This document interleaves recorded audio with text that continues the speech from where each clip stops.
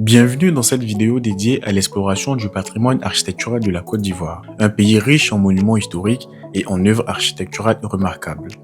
Malheureusement, de nombreux bâtiments historiques, véritables symboles de notre héritage, tombent dans l'oubli, laissés à l'abandon ou parfois même démolis. Au fil des ans, ces œuvres se dégradent et peu d'efforts sont entrepris pour les préserver. Cependant, certains monuments réussissent à échapper à ce triste sort. C'est le cas de l'hôtel de ville d'Abidjan, également connu sous le nom de l'hôtel du district de la ville. Dans cette vidéo, nous vous invitons à découvrir en bref l'histoire fascinante de ce bâtiment emblématique de sa construction jusqu'à nos jours. Suivez-nous pour un voyage à travers le temps au cœur d'un monument qui incarne l'âme de la capitale ivoirienne.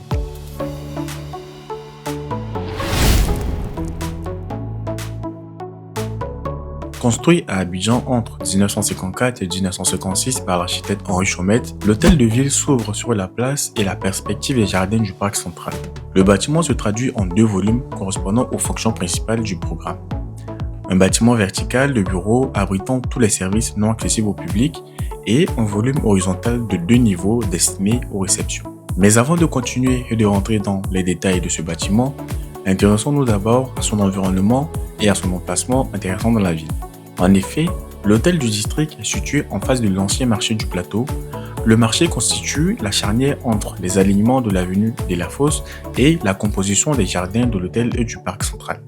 Il apporte au centre d'Abidjan un élément dont l'expression plastique s'harmonise avec le volume haut des constructions environnantes. Sa place intérieure s'ouvre largement sur ce parc et la continuité de la perspective des terrasses de l'hôtel avait été étudiée, mais n'avait pas été respectée par la réalisation. De part et d'autre du circuit de la clientèle, le marché comportait des boutiques fermées et un abri continu pour la vente en plein air. Ce circuit s'enroulait autour de la place intérieure où étaient groupés les étals de poissons et de la viande.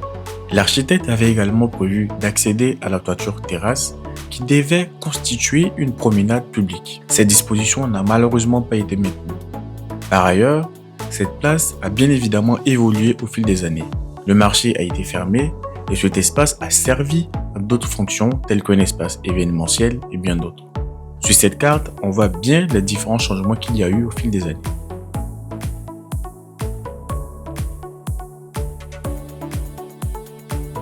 L'hôtel de ville est à la fois la conséquence et l'origine même de la composition des espaces environnants. Il traduit et complète dans ses volumes intérieurs les fonctions des emplacements qu'il comprend. Le confort intérieur est assuré par un vide d'air ventilé dans les parois pleines et les couvertures. La protection des vitrages par des voiles brise-soleil et l'utilisation en brise-soleil des stores des clôtures des bureaux. Chose importante à savoir, lors de sa construction, à l'origine, la climatisation avait été prévue pour qu'elle puisse être installée dans l'avenir. Les volumes construits répondent à cette double distinction. Dans le bâtiment bas, au-dessus du portique d'honneur et du hall du public, se développe horizontalement autour du grand escalier la salle du conseil, des fêtes, des mariages et cabinet du maire. Ces locaux répondent chacun à leur fonction propre. L'expression monumentale des bâtiments réside dans l'affirmation des volumes, dans les proportions et dans le choix des matériaux de construction, laissés apparents à l'extérieur et à l'intérieur. Béton bouchardé, gravier de quartz, marbre, lambris de bois de Côte d'Ivoire. L'ensemble est réalisé avec une ossature en béton armé. Les menuiseries intérieures sont en bois colonial verni. Les menuiseries extérieures du volume horizontal sont métalliques et s'ouvrent à la française. Elles sont protégées par des lames en béton lisse brise-soleil et les menuiseries extérieures du bloc des bureaux comportent des panneaux isothermes pivotant sur un axe horizontal.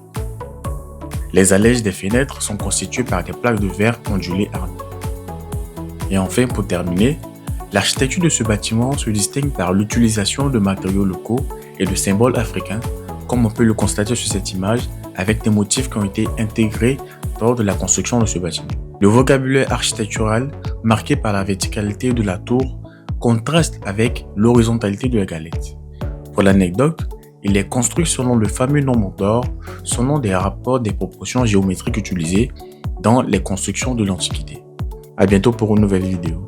N'hésitez pas à vous abonner, à liker et à partager.